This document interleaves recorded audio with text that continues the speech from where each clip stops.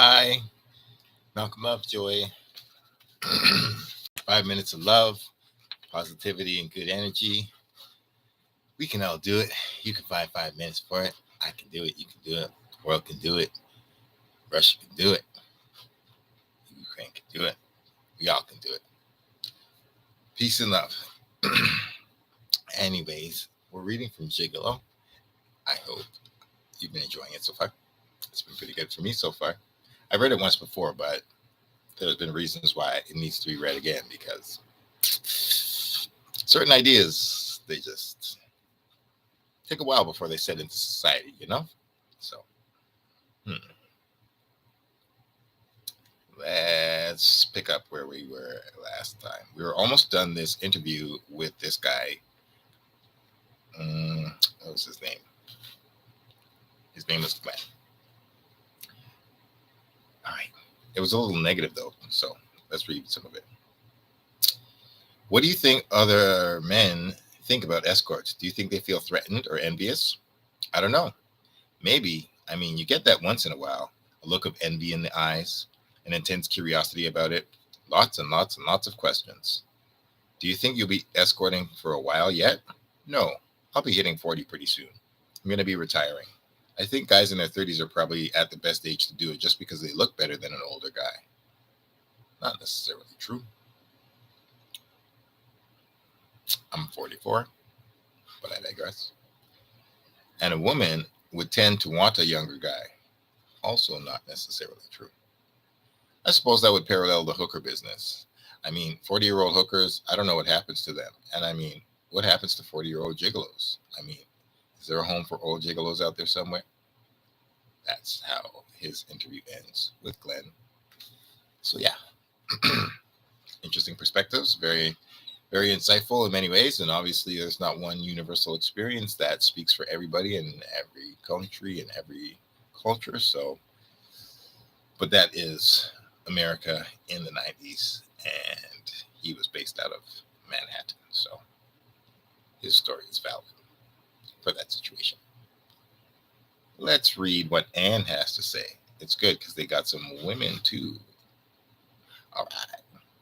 The escort Ryan referred Anne. She never hired him for his callboy services. They had met at a party and struck up a conversation. We chatted over bagels and coffee in a Fort Lauderdale cafe. Flamboyant, colorful, and straightforward, she spoke frankly and enthusiastically about her about her about her sexual adventures with Michael, who was her gigolo for some time.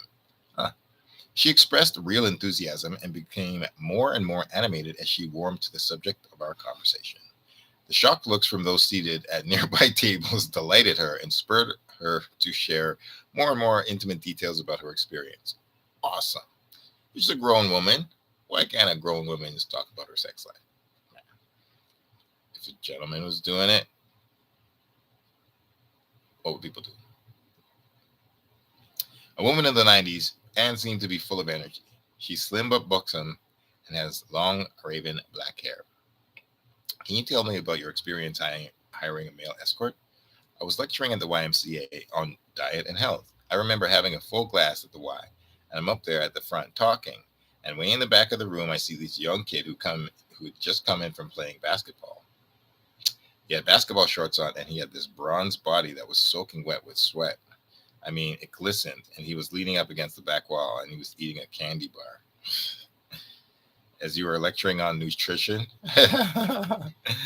Exactly. And he had made it very obvious that he was eating a candy bar. I even know it was a Butterfinger. Amazing. And he was sucking it, licking it, pushing it around his mouth. Jeez. This guy's jokes. He was playing with it, and after the lecture was over, he disappeared. However, one of the girls who worked at the Y said, "You have a fan." And I said, "Who?" And she said, "Michael." And didn't you see him standing at the back of the room? And I said, "I saw a kid standing there." And she said, "Well, he's an interesting kid. There are a lot of wealthy women in this world that pay Michael an awful lot of money for his time." Oh, yes.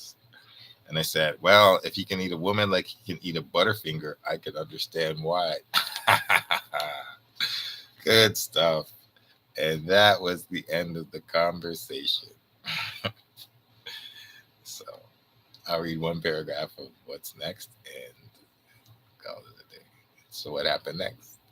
The next week I was back. This was a series of 6 lectures, and he shows up again at the back of the room. And he's got a candy bar again. And we're going through the whole routine again. And it was almost as if he was talking to me, seducing me without saying a word. The distraction was mighty, absolutely incredible. The Y had a pool, so he had a white towel thrown over his shoulder and jeans thrown on that were very provocatively unbuttoned, and he was watching me. Jeez, I'm gonna stop right there. Whee. Need to and go cool off. You have fun now, okay? Make some love, find some love, share some love, repair some love.